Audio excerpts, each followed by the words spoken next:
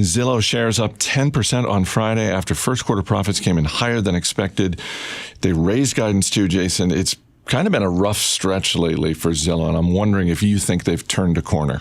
Maybe. Is that good enough answer for you? No, it's not a good answer. Let's try again. I mean, the action in the share price after the earnings announcement has been pretty amazing to see. I mean, it was up 20% at one point after hours. I think the real story for this business going forward is homes. And I mean in the homes business that they're trying to grow, the buying and the selling of homes. That's the driver that investors want to follow closely in the coming quarters and years to get a gauge of whether or not Zillow, the company, the business is growing.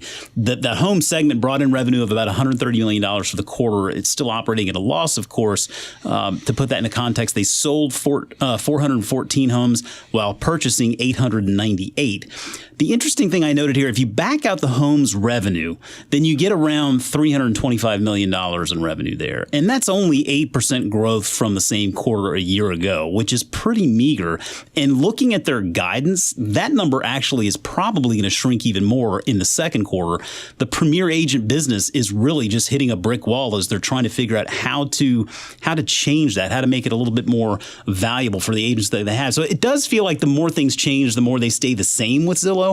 But I do like the new CEO. I think that Rich Barton is the guy to get this done. If anybody's going to be able to pull it off, it's going to be him. But it really is going to hinge on that home segment.